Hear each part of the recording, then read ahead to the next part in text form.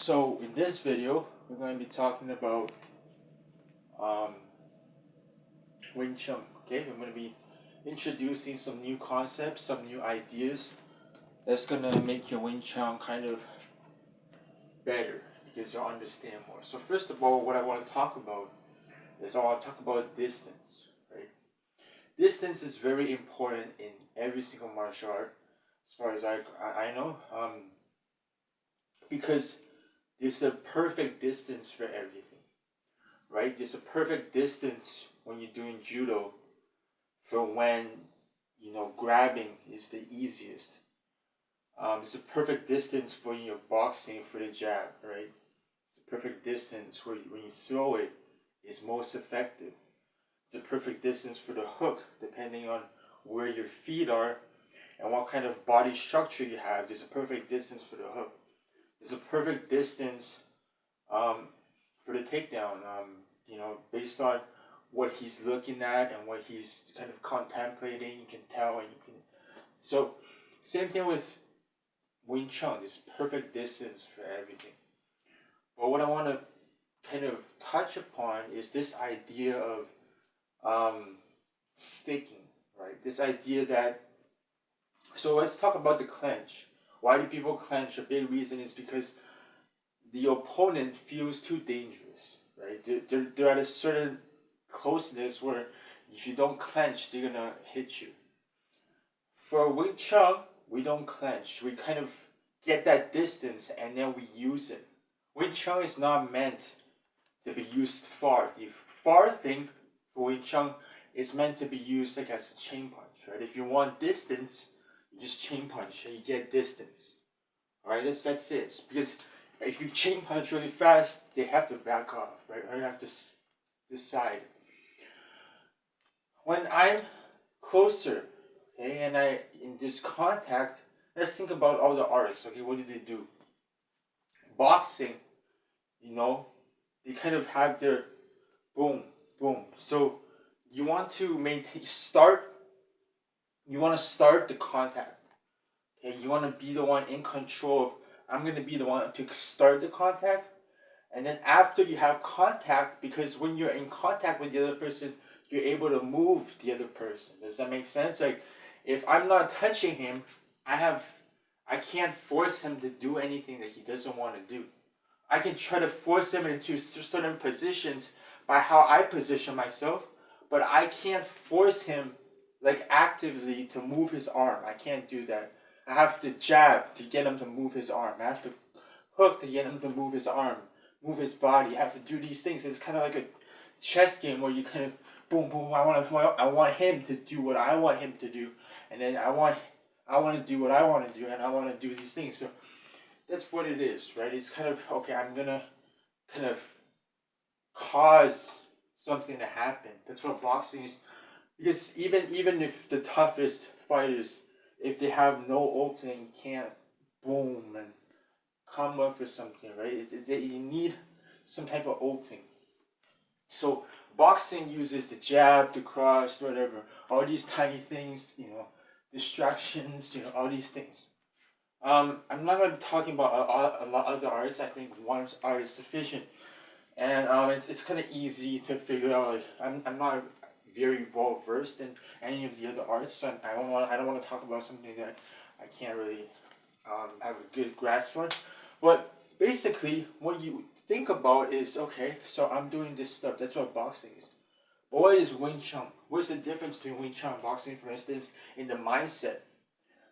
The mindset of Wing Chun is I'm gonna make contact. I'm gonna make contact. I'm somehow gonna touch my opponent's body anywhere. Alright?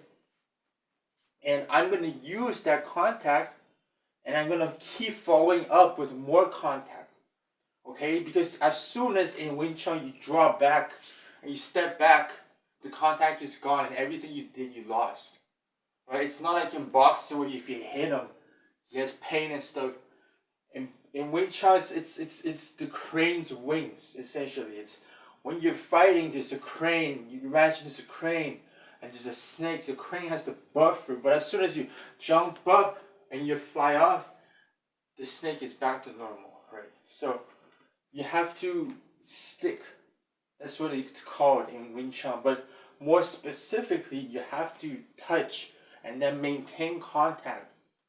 All right. You maintain contact through all these things that you learn in Wing Chun. You maintain some of these things. They're not necessarily to end the fight, right? Kind of gonna go and I'm gonna keep contact. That's what you learn in Chiso. You learn contact. As soon as I make contact and I keep doing things, I'm gonna be the one directing, right? So, for instance, if for instance, let me show you on my wooden dummy right here, right?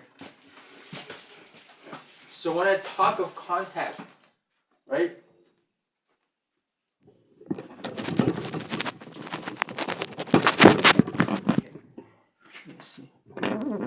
You see, so when I talk of contact, and I'm on my wooden dummy here. When I talk of contact, what do I mean?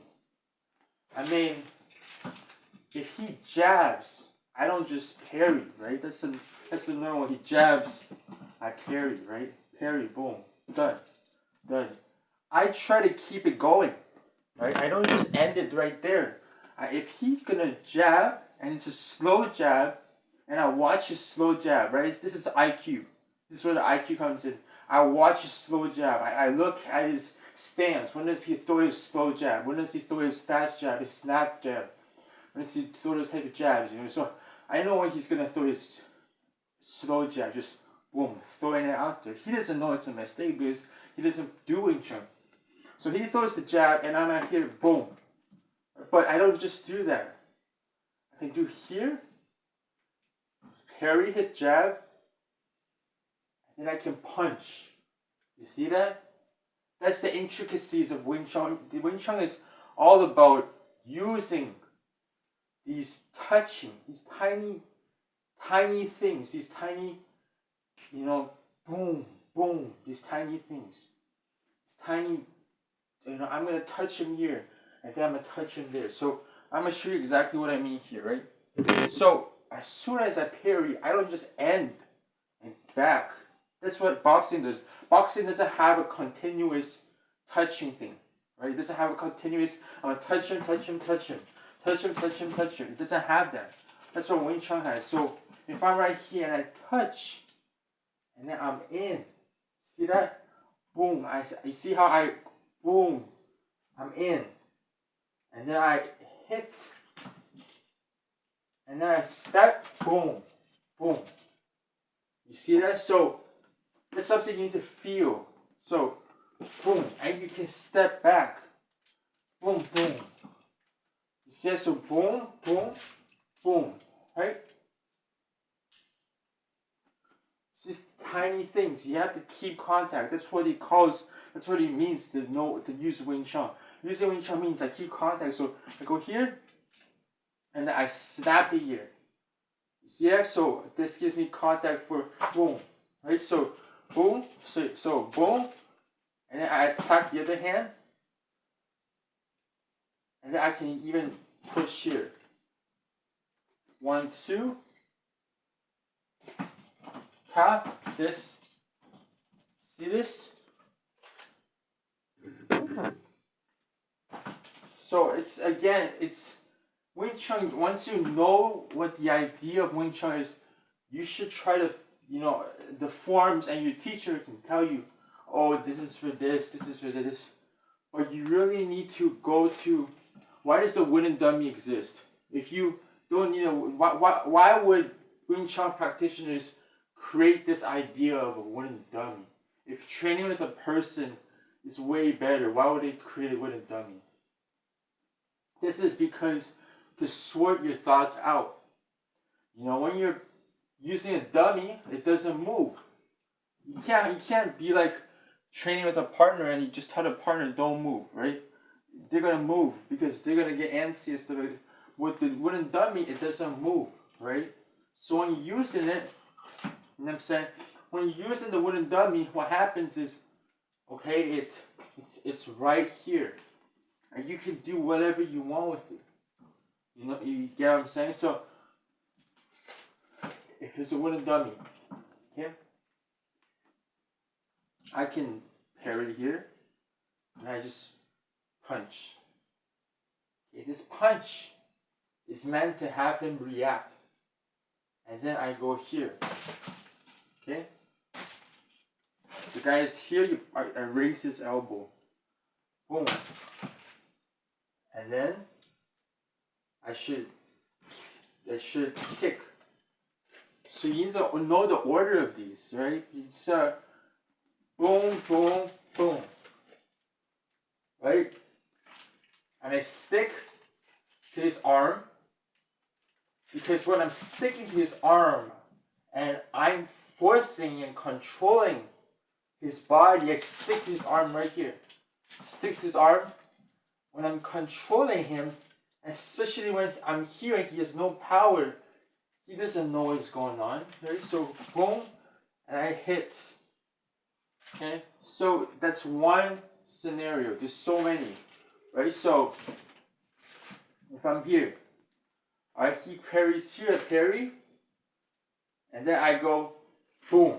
Right? You see that? So that's I parry, boom, boom, boom. So it's just boom. Right? It's his arm, boom. Right? So boom. Especially if he has his arm kind of forward, you know, you just jab, boom. What you can also do is you go one, one, one, and two. You know, step to his side. Okay? Let's go. This is all in your sensitivity, right? So, why do you do this?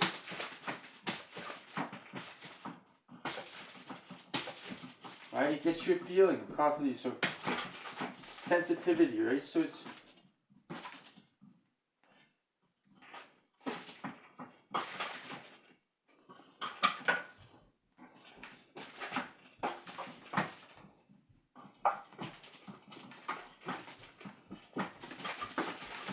all these orders, right? You go boom, boom, boom, boom, boom.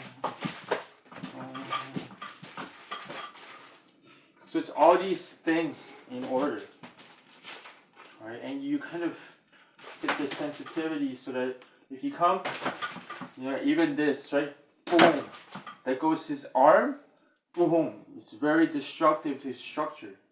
You want to destroy his structure. As soon as you destroy his structure, gaps are gonna show up, right? So this is why if you practice Wing Chun versus someone who doesn't practice Wing Chun, you destroy his structure, right? Boom, boom, boom, boom. Instead, boom, boom, boom, boom, boom, boom, boom, boom, boom. Back, boom, boom. Show you how it's done. I'll show you a complete version. Alright, here we go. Alright, so here we go. You see that? It's sticking. Boom, boom. If you don't see nothing, you just step back. Alright, it's very simple. That's what the fork is. The fork is for stepping back. Out of, because there's only a certain distance your arms are gonna touch each other. That's the furthest, right? If he comes too close, I chain punch, right? I don't, if he tries to come closer, then my arms reach, right? Because that's how, if my arm is like this, boom, boom, boom, boom, boom, boom, boom, he cannot come closer, right? It's not possible. Because his arms are just as long as mine, and if they're longer, you're out of luck, but like most of the time, it's like about the same, right? I'm here, chain punch, and I got my distance. And if I want to slip, you gotta read him first. Like, you gotta know like if I'm gonna be fighting using Wing Chun, what's the IQ? How do I do it? You gotta read him. You gotta read him really well, right? So you chain punch, and he's back. And you're back to moving. And once you read him, you're like, okay, I'm gonna throw in there, see what he does. Boom, boom. Just throw one there. I'm gonna watch, he's gonna jab, boom. I'm gonna parry, see what he does. Boom, right? And go. Right? So I go 1, 2, boom. If he parries on this side, you go boom. I go boom, boom, bah. Boom. Throws the uppercut. You can punch his uppercut, right? As soon as you see the uppercut coming, you punch it. That's another thing you can do. You can stop it, right? So this is what this means. This means I'm gonna stop. And when you're doing this, you should imagine I'm gonna stop. He punches me, I punch his fist. Because he knows, he expects me to dodge or reap or whatever. I'm gonna punch his fist. He comes, I can punch him. But more importantly, I punch him in a way that maintains my structure. And I punch him in a way that he's not attacking me properly, right? He's not gonna get the full extension. I'm just punching. I punch him and I maintain my center line inside of his structure. And I also I also maintain my he come, boom. I see that I maintain my structure. His structure is destroyed because he's not expecting me to. So that's why Wing Chun has a lot of straight lines. Straight lines maintain structure because straight lines you can tense your muscle. If you go curved, your muscle is always changing, right? If you're talking about a curve, there's acceleration and your body is turning at the same time. So when you do that, it's gonna go boom. It's gonna go boom, and you're gonna lose structure. That's why a lot of times, if you see a lot of boxers and they do a lot of, curved jabs and do a lot of hooks and whatever uppercuts, that's kind of how you do it. But the most important thing in Wing Chun definitely is just reading. In the movies, they're like, oh, okay, so it's doom, doom, doom, doom. That's not what it is. It's this rhythm that you apply. You apply a rhythm, right? It's boom, boom. It's this ah, ah, ah, boom. It's never this continuous boom, boom, boom, boom, boom. It's not that. The real Wing Chun is the sound that you hear from real Wing Chun. It's not boom, boom, boom, boom. It's not that. That's when you practice. When you fight using Wing Chun, the sound should be like this. Boom, boom, boom, boom, boom, boom, boom. It should be like a crane flying the wings. Boom, boom. So it's like boom, boom, boom, boom, boom, boom, boom, boom, boom, boom, boom. It's not at all how you see in the movies, and they go 1, 2, 3, ba, ba, ba, ba, ba, ba, ba, ba, ba. You have to hear the actual rhythm, right? So just show you again the wooden dummy. I mean, you can't use this unless you start to spar, but I'll show you what it's supposed to look like.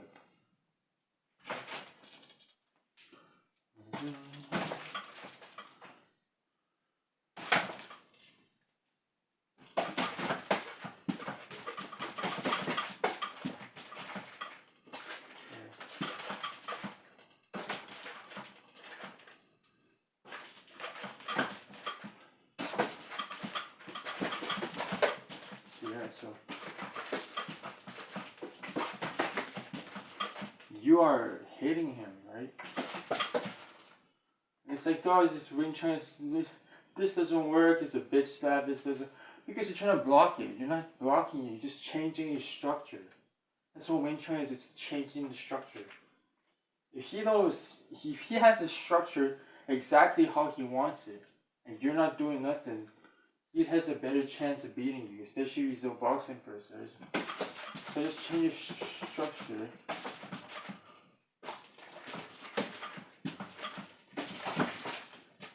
And you grab, knee, kick the knee, kick, and grab, shake, throw.